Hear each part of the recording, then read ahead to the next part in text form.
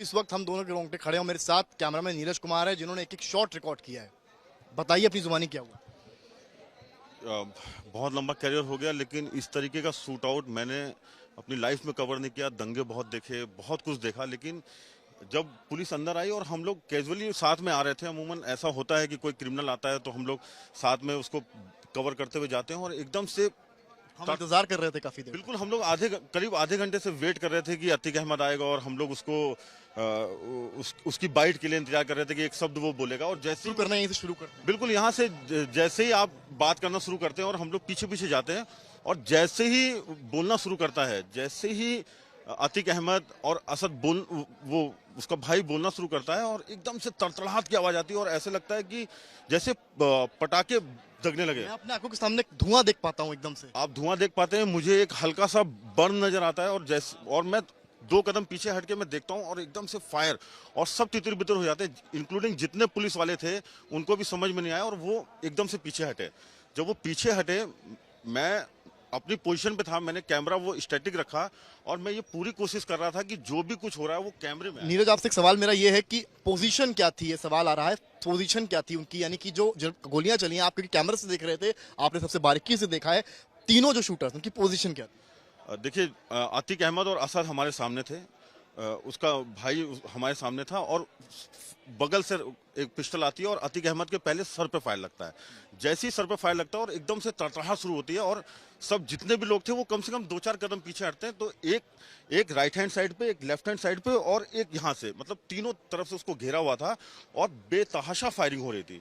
इतनी फायरिंग हो रही थी कि किसी को कुछ नहीं समझ में आया, और विद इन अ सेकेंड्स जब वो फायर बंद हुआ, तब उनको कैप्चर किया गया, और उन्होंने पिस्टल छोड़ी और हाथ खड़े किए, सरेंडर सरेंडर, और उन्होंने नारे लगाए, और जैसे ही सरेंडर सरेंडर उन्होंने बोला, पुलिस ने उनको पकड़ लिया, और उसमें से एक था वो लेट गया, हाथ खड़े किए, और उसके बाद वो लेट गया। खुद सरेंडर कर दिया। उन्होंने खुद सरेंडर किया। पुलिस ने, ऐसा नहीं था कि पुलिस ने रिटेलिएट, कामयाबी नहीं थी कि वहां पर ऐसा कुछ भी नहीं था। पुलिस की तरफ, पुलिस भी तितर बितर हो गई थी जब जिस तरह से गोलियां चल रही थी।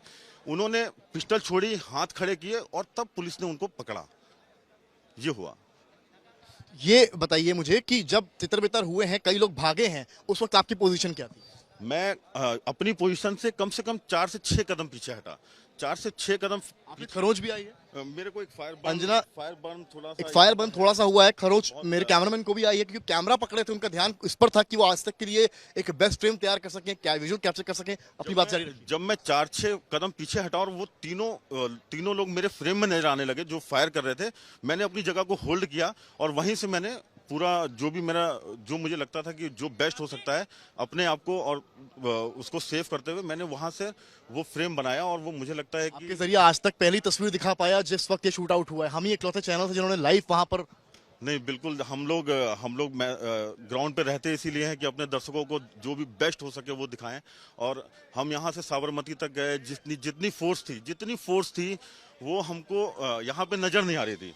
सवाल ये है कि जहां पर स्पॉट है वो कैमरा एक पड़ा हुआ है और एक माइक दिख रहा है, और ये बताया पुलिस ने है कि ये उन्हीं लोग का था, वो पत्रकार के वेश में आए थे। तो कुछ अंदाजा आपको लगा था बॉडी लैंग्वेज से कि कोई इस तरह से अपने साथियों में आ जाए? नहीं, ऐसा कुछ नहीं था। 4-6 चैनल थे, और कुछ लोकल के थे जिनको हम जब से इलाहाबाद में मैं कवर करने आता हूं, जिनको मैं देखता रहता हूं। मुझे बिल्कुल अंदाजा नहीं था कि कोई ऐसा व्यक्ति होगा।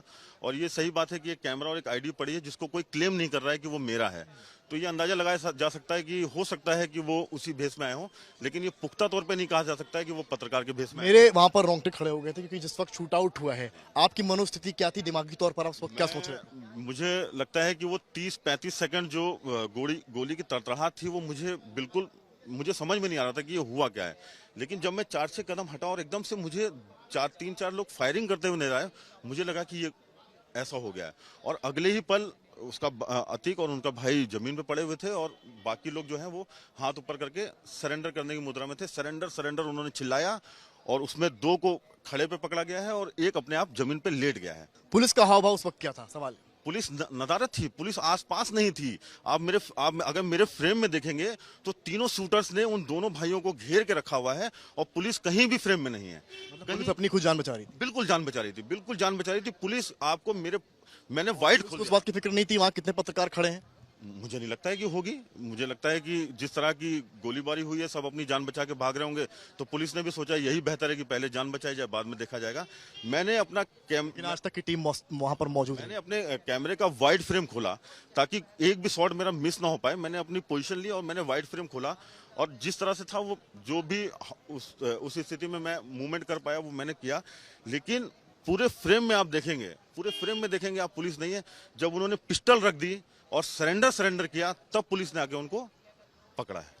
ये बताइए कि जो पुलिसकर्मी थे, क्या उनके पास हथियार नहीं थे? किसी ने कोशिश करी उस वक्त हथियार निकालकर उन पर क्रॉस फायर करने की, रोकने की? नहीं, मुझे नहीं लगता है कि किसी ने कोशिश करी, क्योंकि जब उन्होंने सरेंडर किया तो किसी के भी हाथ में मुझे पिस्टल नहीं नजर आई। उन्होंने उनको होल्ड किया, मतलब किसी ने भी ये कोशिश नहीं करी। सरेंडर किया तो उन्होंने अपनी पिस्तौल छोड़ दी? बिल्कुल, उन्होंने अपना काम किया, उन्होंने अपनी पिस्टल छोड़ी, हाथ ऊपर खड़े किए और सरेंडर किया। तब जो थाना इंचार्ज हैं उन्होंने आके 2 लोगों को पकड़ा, और एक जो खुद लेट गया था उसको पुलिस वालों ने, क्या बोलते हैं, पुलिस ने उसको प्रेस करके नीचे दबाया, और तीनों को तेजी में उन्होंने जीप में डाला और जीप में डाल के ले गए। मैं ये कह सकता हूँ, अपने अनुभव से तो नहीं कह सकता हूँ, जो मैंने देखा है मैं उसके हिसाब से कह रहा हूँ। पुलिस ने बिल्कुल ये कोशिश नहीं की कि किसी तरीके से उनके ऊपर फायर किया जाए या उनको बचाया जाए। ये बिल्कुल कोशिश नहीं हुई।